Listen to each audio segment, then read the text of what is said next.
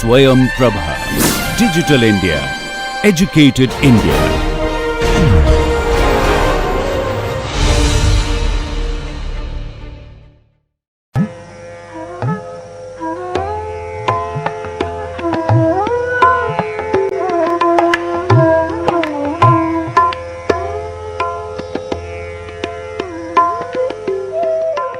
We have been discussing modeling of frequency response functions and the role played by damping models in doing that exercise. So, we are dealing with linear damping models and we broadly classify the damping models as being viscous or structural, and within each of these groups we have classical and non-classical models. The classification into viscous and structural is something to do with the way the energy dissipated in a cycle behaves as a function of frequency, and the classification into classical and non-classical depends upon whether the undamped normal modes uncouple the equation of motion or not. In a classical damping model, the undamped normal modes diagonalize the damping matrix, whereas in non-classical damping models that will not happen. So, we discussed the problem of finding frequency response function for viscously damped multi-degree freedom system. So, if we drive the S degree of freedom by a unit harmonic force, we have shown in the previous lecture that the matrix of frequency response functions can be evaluated either directly by inverting this matrix, the so called dynamic stiffness matrix, or we can evaluate in terms of undamped normal modes and we get this as a summation. Now, we also discussed few issues about truncation of this series. So, if we omit the first M1 modes, M1 minus 1 modes and the last M2 plus 1 to the n number of modes, this will be the kind of representation, and these two terms here and here provide the corrections for omitting the contributions from normal modes which have not been included in this summation. So, we discussed this in the previous lecture. Now, we will address few points before we move on to discussion on non-viscously damped systems. So, let us ask the question, how do we determine damping matrix given modal damping ratios in viscously damped systems?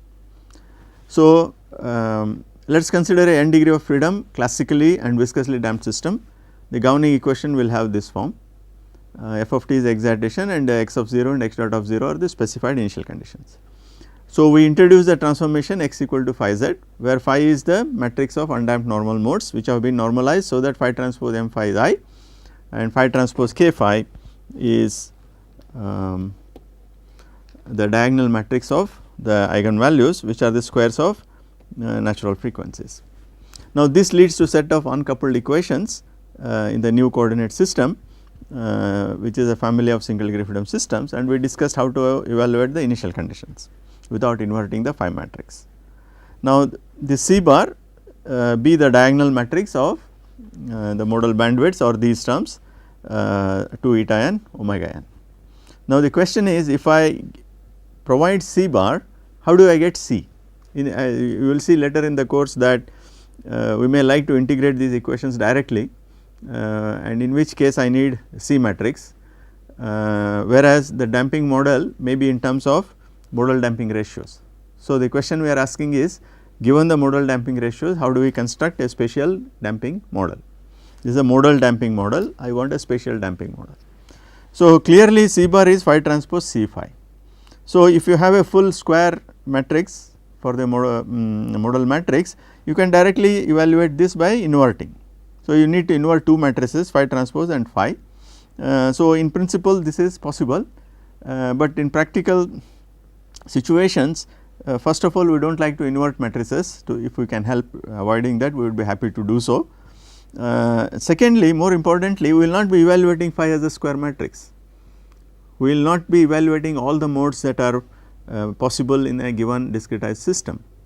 We may be focusing on only first few modes. So, in which case phi will be a rectangular matrix. The number of rows will be equal to degree of freedom, but number of columns will be equal to the number of modes that you want to include in the analysis. So, in which case using this formulary will not be feasible. So, now how do we proceed? So, what we can do is there is a simple way of overcoming this problem. Suppose if I consider the orthogonality relation I as phi transpose m phi, now I can post multiply by phi inverse. So, phi inverse will be phi transpose, I am post multiplying phi transpose m phi phi inverse. Now, phi inverse is identity matrix. So, therefore, phi inverse is phi transpose m. Similarly, if I pre multiply by phi transpose inverse, I will get this, which is m phi. So, for phi inverse and phi transpose inverse, I can use these representations and I can get the damping matrix without inverting the phi matrix or its transpose. So, this is a simple way of evaluating the damping matrix. Now, another question is what happens if natural frequencies repeat? It is not very unusual. If a structure is symmetric in a geometric sense, the eigenvalues can repeat. For example, a square plate, if you look at normal modes, what is a normal mode in x direction would also be a normal mode in y direction. Suppose I am talking about a square plate, suppose all round simply supported. If one of the mode shapes in this direction is this, the same mode shape will also be possible in the other direction. So, for the same eigenvalue there will be two eigenvectors. So, how do we deal with such situations? So, we will return to this later, but we will now consider a simple example, artificially constructed example, where we can see that the eigenvalues repeat. So, the system has 3 masses and a set of springs. So, the data is that all springs are having same value k, all masses have the same value m, and all dampers have same matrix C. So, now the mass matrix will be this, damping matrix, stiffness matrix will be this, and damping matrix will be this. So, the characteristic equation will be given by the determinant of k minus m omega square equal to 0, which is this. If we solve this characteristic equation, we see that first natural frequency is k by m, and the second and third natural frequency square will be 4 k by m. So, the second and third eigenvalues repeat. Now, how do we handle this in evaluation of eigenvectors and in calculating the response? So, let us find the eigenvectors. Suppose if omega 1 square is k by m, the first eigenvalue, then to determine eigenvectors I go back to the original eigenvalue statement of the eigenvalue problem and put omega as omega 1 square, and I get this equation. Now, in this since eigenvector has a free floating constant, that means any constant multiple of an eigenvector is also an eigenvector. So, there is a non-uniqueness to the extent of a scalar multiplier. We can start by assuming that R1 is 1, and it implies by writing this equation that R2 and R3 would also be 1. You can verify that. So, because 2 minus 1 is 0, so you can see that this satisfies that. So, the first eigenvector can be written with this normalization as 1 1 1. For the second eigenvalue, that is omega 2 square by 4 k m, I write the equation for the eigenvector. We see that the equation is R1 plus R2 plus R3 equal to 0. So, there are infinitely many solutions that are possible, but what we do is we select deliberately only one of them, so that we retain the orthogonality property. Since this eigenvalue repeats, this will be the equation for the next eigenvalue also. So, let us do here, let R1 be 1 and R2 be 1. So, then R3 would become minus 2. So, phi 2 the second eigenvector will be of this form. Now, let us come to the third eigenvector. The governing equation is same as what it was here, because eigenvalue is the same. So, R1 plus R2 plus R3 equal to 0. Now, what I do is I select now the third eigenvector, so that it is orthogonal to both first and second eigenvector. So, I assume that phi 3 transpose is 1 A and minus 1 plus A. So, then we can see that R1 plus R2 plus R3 is 0. So, A is a free floating constant. So, how do we select A? We can select any A. As far as this equation is concerned, this is true for any A. But what we do is we select A such that phi 2 transpose m phi 3 is 0. So, if we reimpose that condition, I get A as 0, and the third eigenvector is this. So, if we now consider the model matrix to be 1 1 1, 1 1 minus 2, 1 minus 1 0, then we will return to this equation with a forcing on the one of the degrees of freedom. And now if I impose this transformation and use the orthogonality relation for this Z1, Z2, Z3, I get these 3 equations, which are again uncoupled, and these are the generalized forces that we have to use. So, we can solve this problem and construct back the solution using x equal to phi z. Okay. So, that means if eigenvalues repeat, we can construct eigenvector so that the required orthogonality property is still possessed by the calculated eigenvectors. So, a remark can be made at this stage.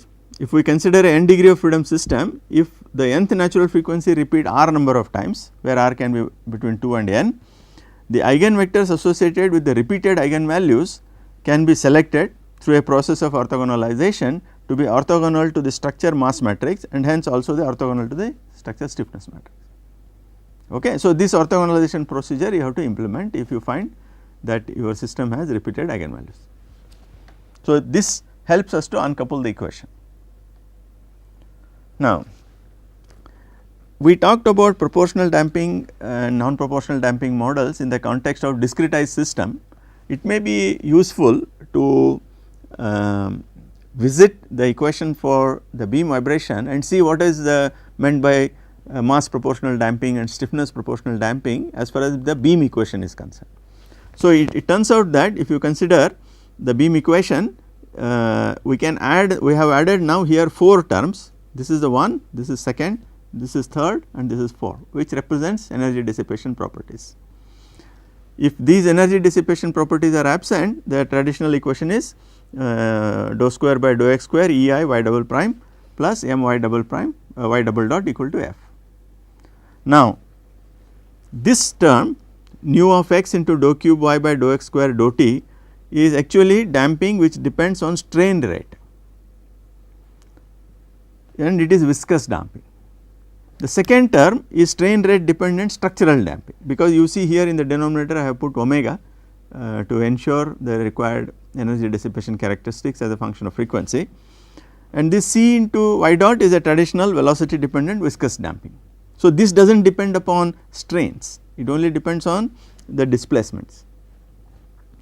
Now, this term is the velocity dependent structural damping.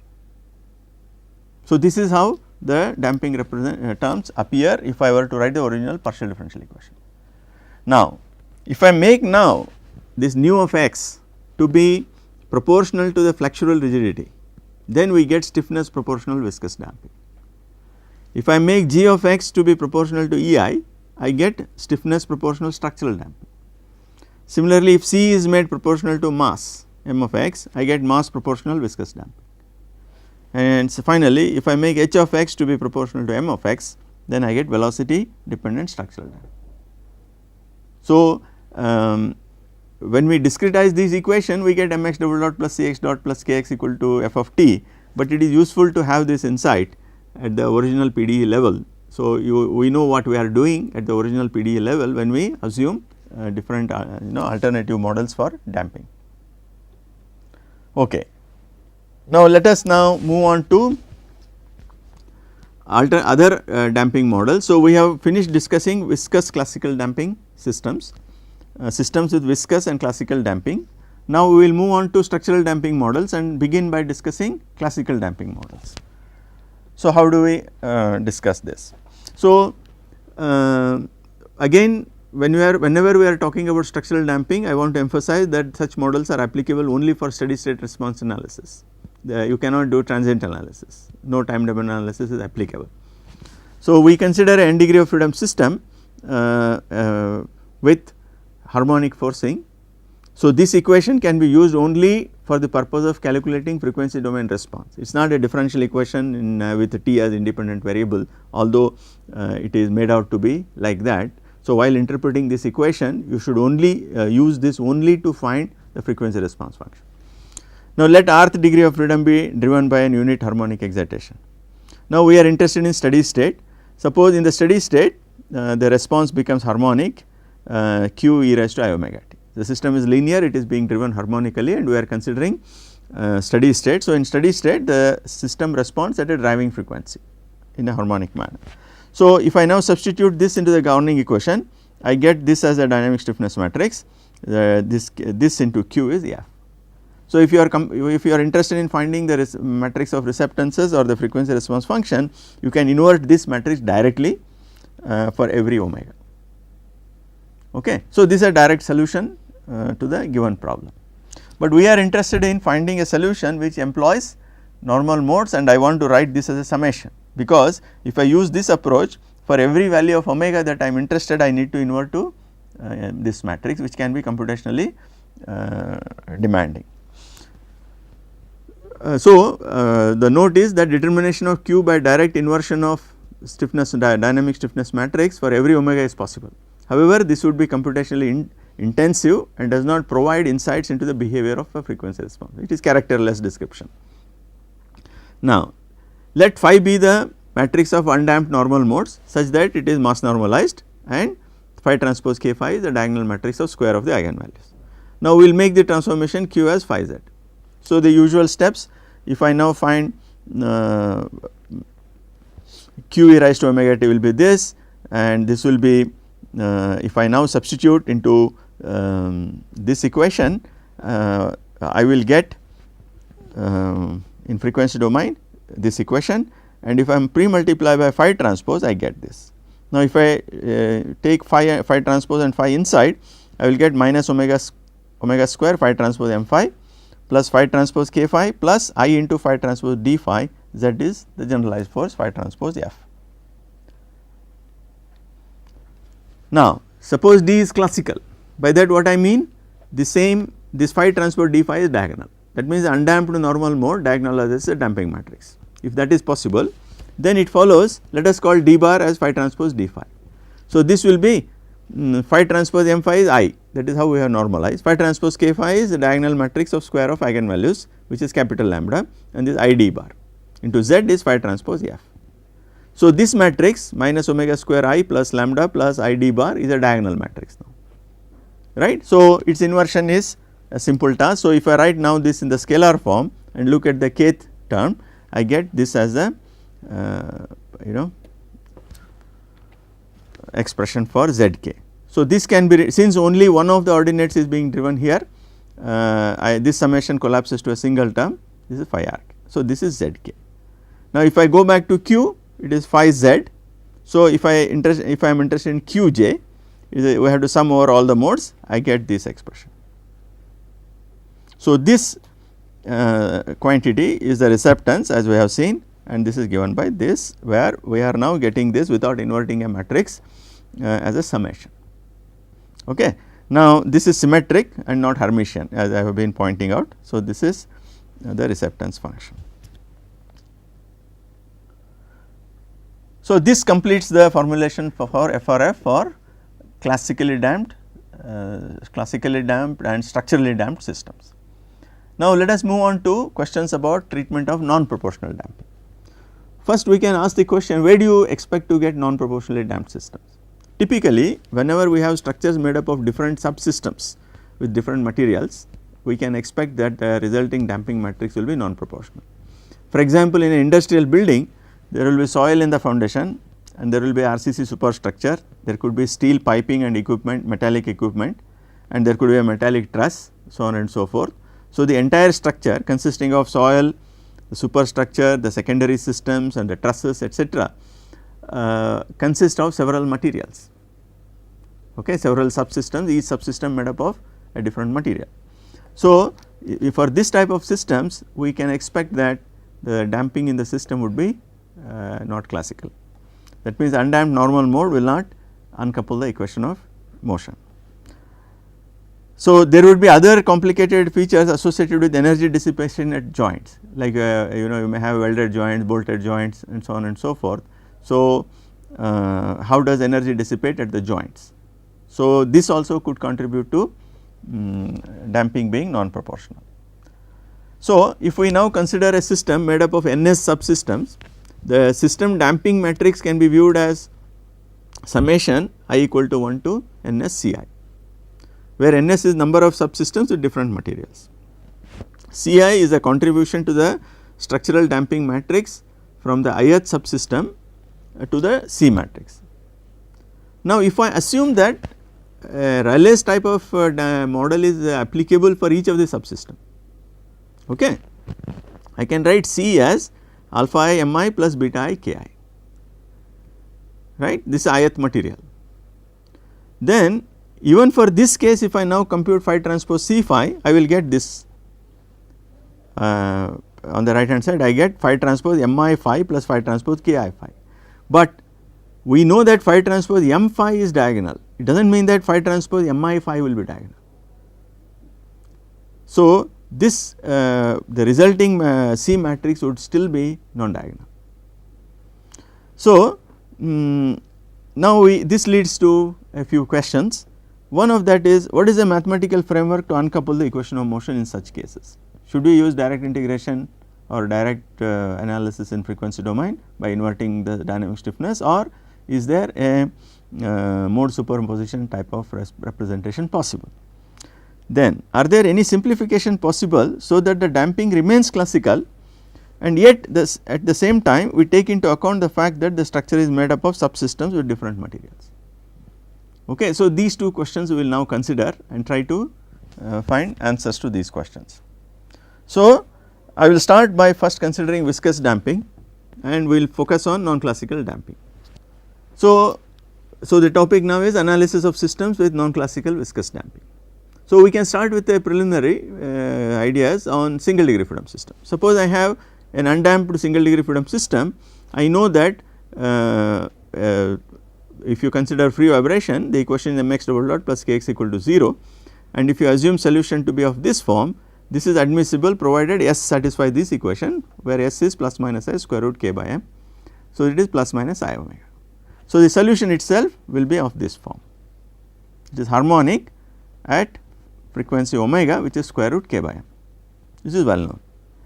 Now, if we assume that system is damping, system has damping and it is under damped, then we again consider this equation and consider these roots to be complex conjugates. This is what happens when damping is less than critical.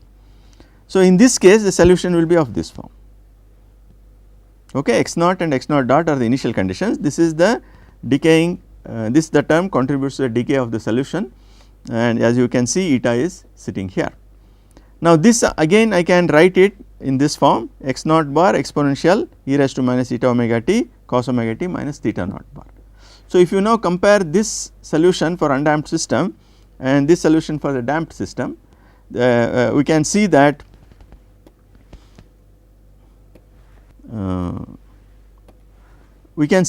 there are a couple of things that change. The frequency is now a damped natural frequency, it is affected by damping, but the change is marginal, but the amplitude is now modulated by an exponentially decaying function. So, for undamped systems the characteristic roots are pure imaginary, motion is periodic and motion is sinusoidal at system natural frequency. For a damped system, characteristic roots are complex with non-zero real parts and these roots are complex conjugates, motion is aperiodic and motion is exponentially decaying sinusoidal at damped natural frequency. Okay, this is for single degree freedom system. Now, we can ask the question, what happens to multi degree freedom systems in presence of damping? Do we get a similar features in our response? So, let us begin that discussion. We will consider a n degree of freedom system, let q be the vector of displacements. So, the equation of motion will be mq double dot plus cq dot plus kq is f of t with prescribed initial conditions. Now, for reasons that would become clear soon, we augment this equation with an identity, that is mq dot minus mq dot equal to 0, and this is a given governing equation. So, we write now these two equations together in a matrix form as shown here. So, you can see here 0 into q double dot plus mq dot minus mq dot into 0 q is 0, that is your first equation.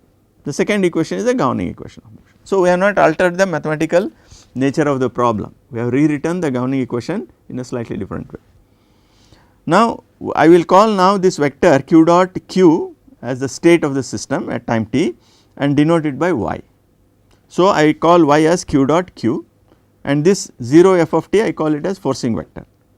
Now I will introduce two notations, this matrix I will call as A and this matrix as B.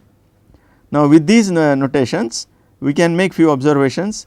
We can see that these A and B matrices are symmetric, okay. A transpose is A, B transpose is B, but they are not positive definite, okay. There are negative terms here and so on and so forth. Now the governing equation therefore can be now be written as Ay dot plus By equal to f of t. So the original set of governing equation in the configuration space was a set of n coupled second order differential equations. In the state space the equations are now, there are 2n equations and they are all first order equations. So I have now 2n coupled first order equation. A and B are now the new structural matrices, they do not have the interpretation of being mass and stiffness and damping and so on and so forth, nor there is any energies associated with A and B matrices. So they have some abstract meaning, and A and B are non-diagonal, they are symmetric. Now the question we can ask is, can we uncouple this set of first order differential equations? Now this representation as I mentioned is called state space representation, and this y which is q dot q is called the system state at time t. Now as before what we want to do is we want to introduce a transformation y equal to t z. Now t is a 2n by 2n matrix, z is a 2n cross 1 new coordinate system, and our objective is to find t so that upon making this transformation in the z coordinate system the equations become uncoupled. How to find this capital T? For that we will again start with the free vibration problem Ay dot plus By equal to 0, and now what we will do is we will seek the solution in the form r e raised to alpha t, okay. Alpha is complex, it is not pure imaginary as we used to do for undamped systems, it is now a complex number with non-zero real part and non-zero imaginary part. Now if I substitute into this, the eigenvalue problem that I will get will be Br is equal to minus alpha Ar, okay. E raised to alpha t cannot be 0 for all t, therefore the term inside the bracket should be 0, that leads to this eigenvalue problem. So this is a generalized eigenvalue problem, it is an algebraic eigenvalue problem, and the characteristic equation is given by determinant of b plus alpha a must be equal to 0. Now this will lead to a 2n order polynomial and it will have 2n roots which will be complex valued. Now we cannot rank order them because complex number cannot be ordered, so we simply list them as 2n eigenvalues. Associated with each of these eigenvalues there will be a complex valued eigenvector. Now we can make one observation, if we now consider Br is equal to minus alpha Ar and take conjugation on both sides, I will get B star R star is equal to minus alpha star A star R star, but A and B are real valued. So B star is same as B, A star is same as A. So that would mean it will be B R star is equal to minus alpha star A R star. So what does it mean? If alpha comma R is an eigenpair, its conjugate is also an eigenpair. That means eigenvalues and eigenpairs appear as complex conjugate pairs, okay. And the order of this equation is always even because I start with a n degree of freedom system and the state space model has 2n degrees of freedom. So this will be always true. Now let us denote the eigenvalues as alpha 1, alpha 2, alpha n, then their conjugates alpha 1 star, alpha 2 star, alpha n star. Similarly for the eigenvectors I will write it as r1, r2, rn and then their conjugates r1 star, r2 star, rn star. Now let us try to understand the nature of an eigenvector. So to do that let us recall that y is made up of q dot and q. Suppose now the system is vibrating in its normal mode, the solution for displacement alone can be written as phi into e raised to alpha t. Now q dot will be therefore alpha phi exponential alpha t.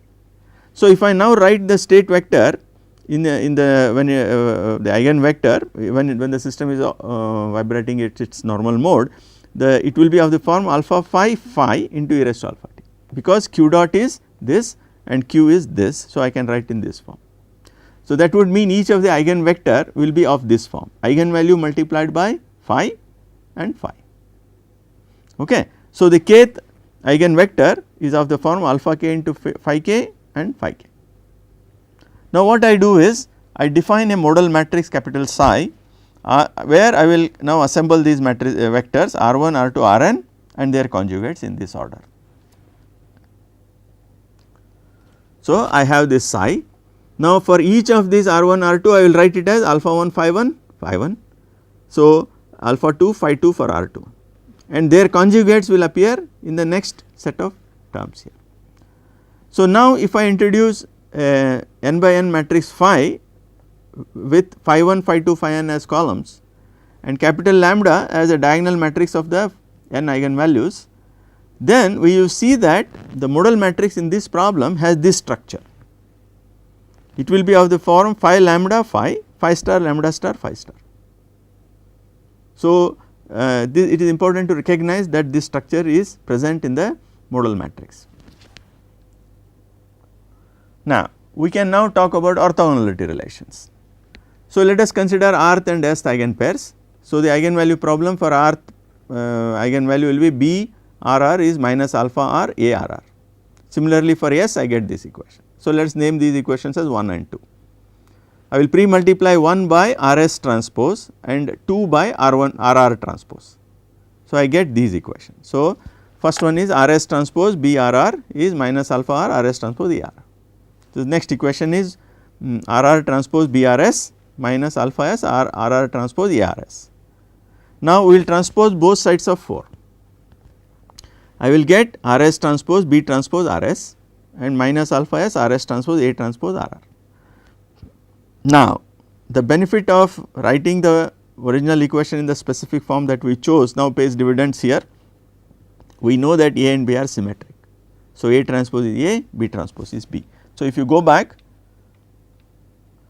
when we wrote this additional equation, the way we converted this n second order equations to 2n first order equation, there are other ways of doing it, I will come to that later. This way of doing ensures that these coefficient matrices are symmetric. Okay. So, that is helpful to to consider orthogonality relation.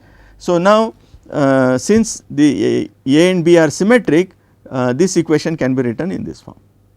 So, this is equation 5. Now, if you subtract 3 and 5, I get alpha s minus alpha r is rs transpose a r equal to 0.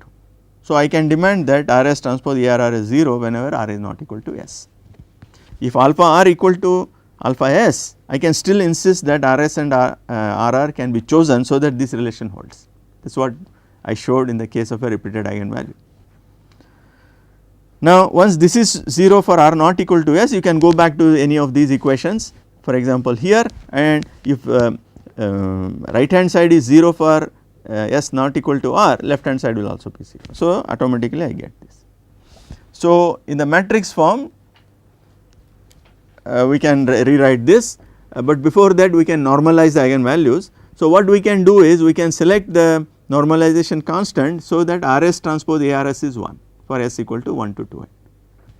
So, in that case what happens, it will be rs transpose arr will be the Kronecker delta and rs transpose brr will be minus alpha r into Kronecker delta.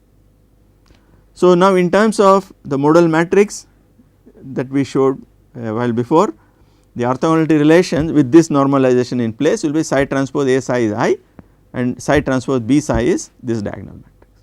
The first block has lambda and the next block is its conjugate and the off diagonal terms are zeros. Now, I can write the rth eigenvalue in this form minus eta r omega r plus this. If we indeed do that, we can see that the kth coordinate in rth mode will have this type of representation. So, this is quite similar to the free vibration format of the free vibration solution for a single degree freedom system that we saw. So, there is a connection that I want you to notice. Now, let us look at forced response analysis. So, I have now ay dot plus by is f of t with these initial conditions and this is the forcing vector. So, I make this substitution, y is psi z and I put it back in the original equation, I get this equation. Now, if I pre-multiply by psi transpose, I get this. Now, psi transpose f, let us first look at it, psi transpose is this and f is this. So, this will be since there is a 0 here, the structure of the generalized forcing vector will be this. Now, psi transpose a psi is I and psi transpose b psi is this matrix and this is z and this is a forcing vector. So, I will get now for each of the z is uncoupled equation, but we can write z as 2 vectors u and v. If I write like this, you can see that these two equations can be written, these 2 n equations can be written in terms of a set of 2 n uncoupled equations as shown here, one for u and one for v. Now, let us consider the case when rth degree of freedom is driven harmonically by e raised to I omega t. Okay. Now, the equation for u and v will be of this form.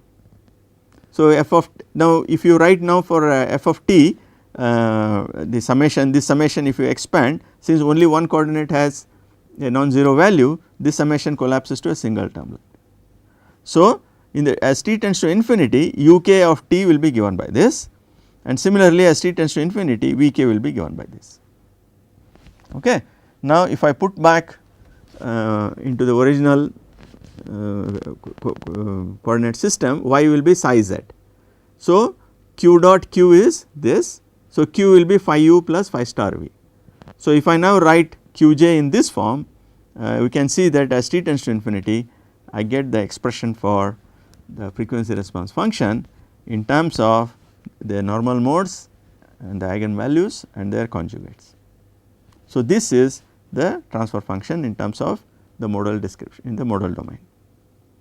Again we can see that this function is, this is a receptance which is symmetric, but it is not Hermitian.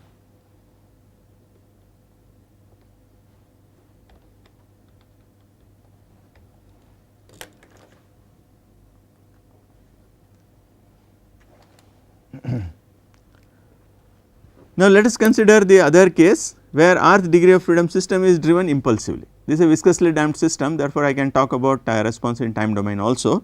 So, I will get now the response, I get the equation for u and v in this form.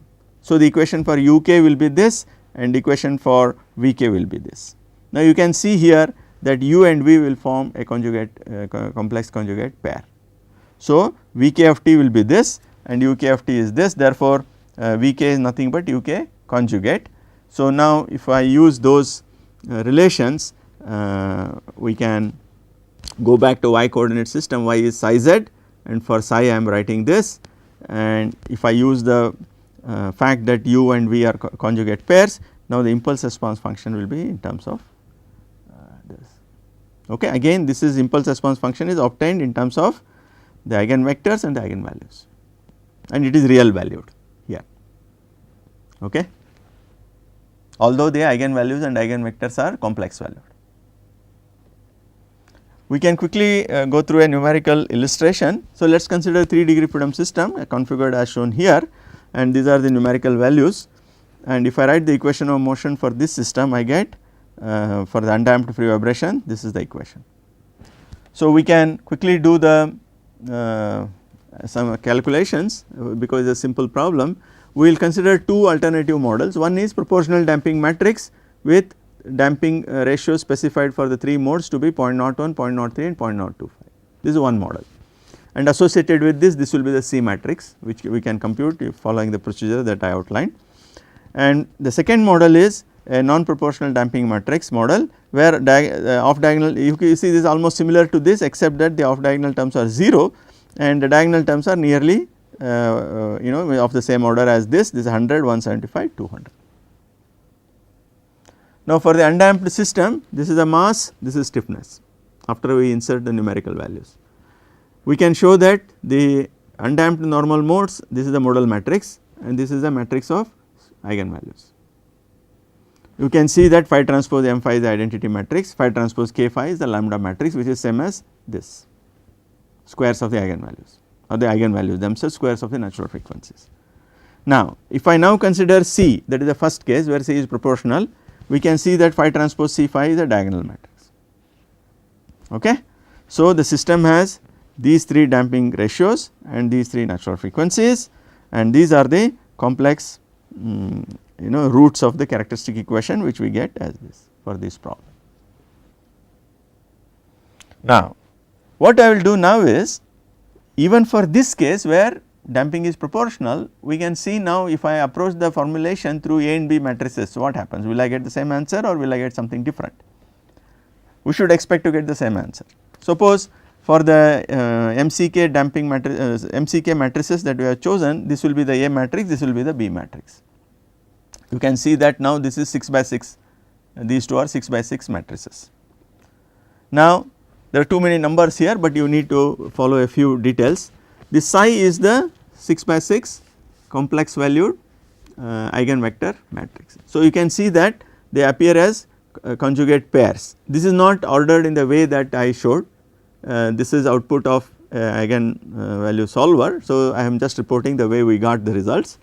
Now you can see here, this is one eigenvector, its conjugate appears here, this is the next eigenvector, its conjugate is here, okay, and this is this. So what I mean to say is this is not in this form, okay, it does not matter. Now you can quickly see that psi transpose A psi is a diagonal matrix, psi transpose B psi is also a diagonal matrix. But you must notice that psi transpose A psi is diagonal, but it is not an identity matrix, it has not been normalized to be a diagonal matrix, sorry, an identity matrix. Similarly, psi transpose B psi is diagonal, but diagonal entries are not equal to the eigenvalues, okay. So that you should notice. Now the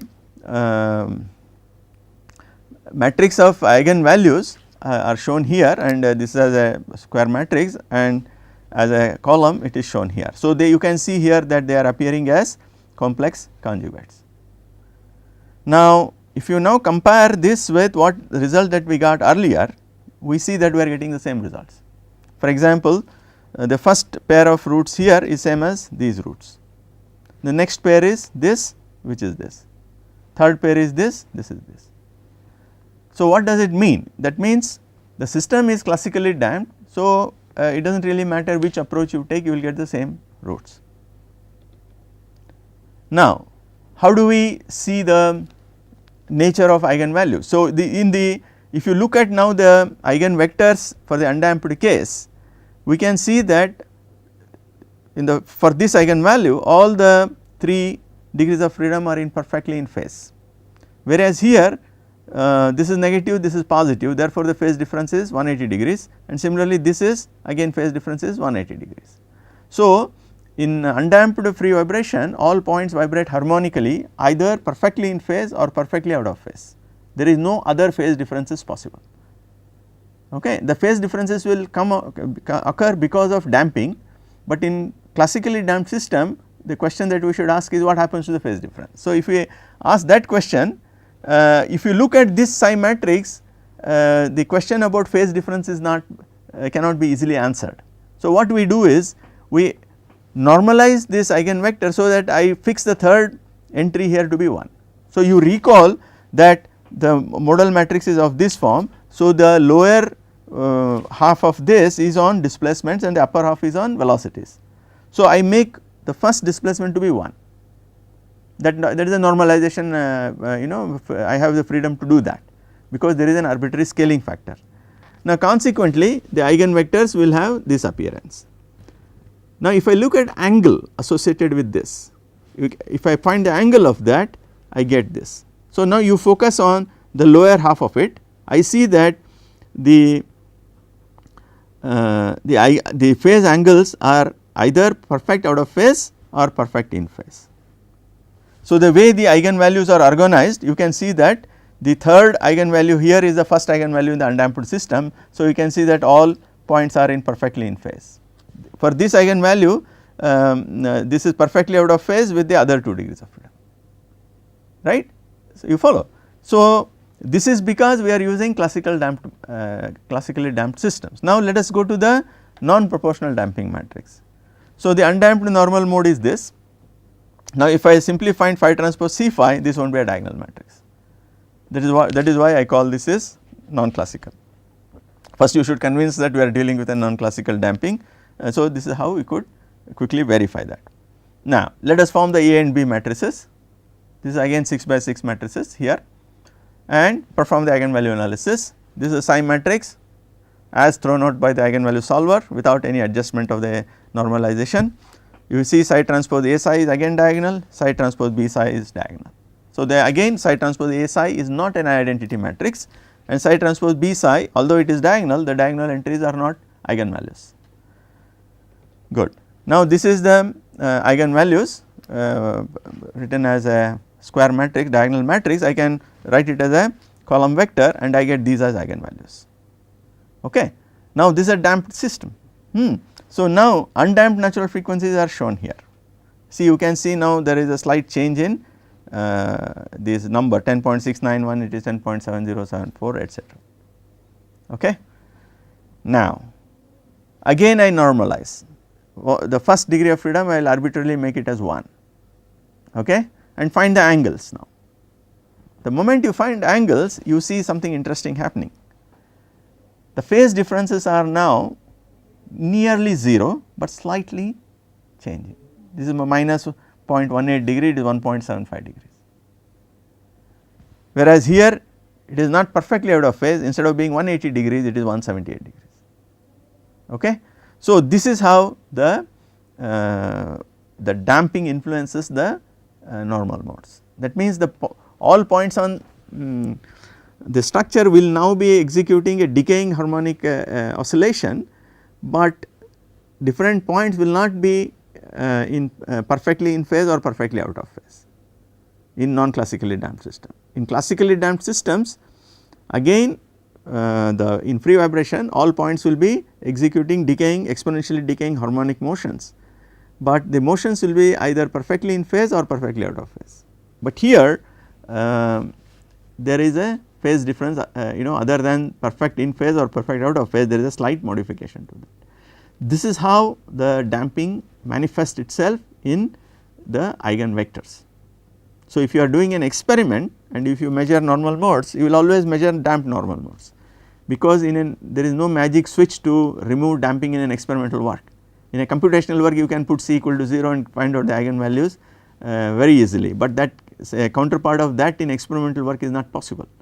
So, you will have to deal with damped normal modes if you are doing an experiment. So, whenever you measure normal modes, there are methods for that, you will see that there will be a slight phase differences. In a lightly non-proportional damped system, these phase angles will be clearly close to 0 or 180 degrees.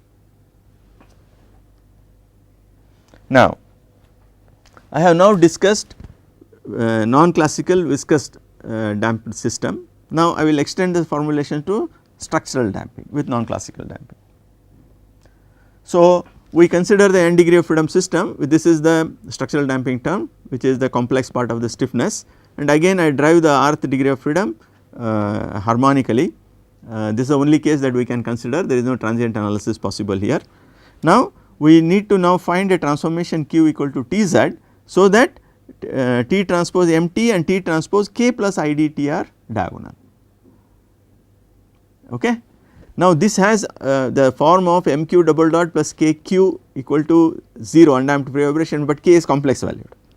So, the normal mode should be orthogonal, I mean the transformation matrix should be orthogonal to the complex valued stiffness matrix. So, that is the novel feature here.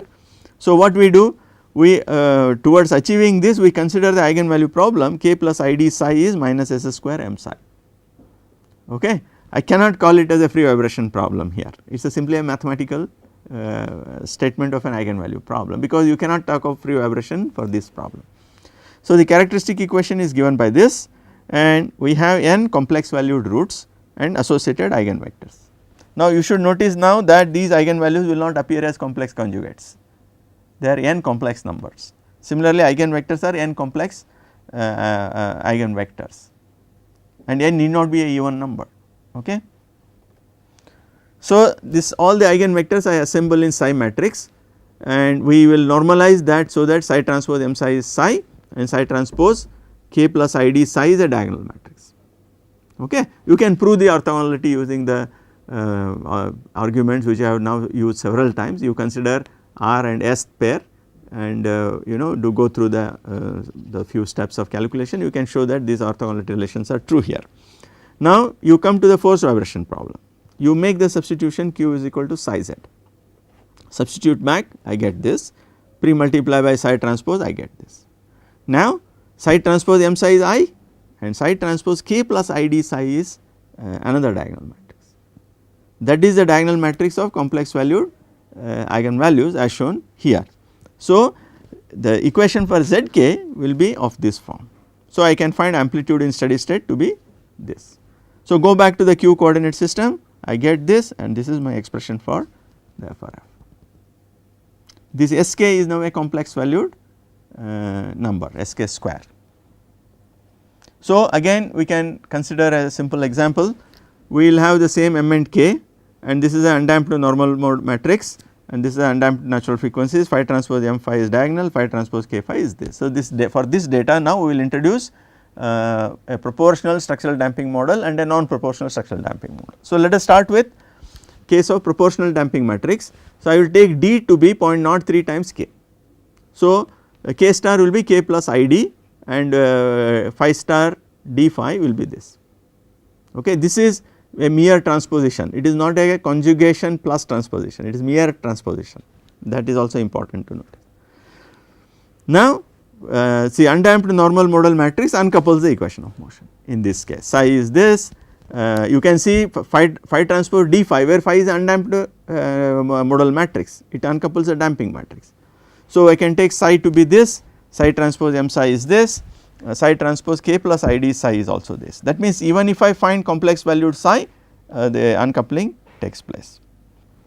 So, now we will scale the first eigenvector element of the eigenvector to be 1 again. Again you see if I find the angle of psi the phase differences are either 180 degrees or 0.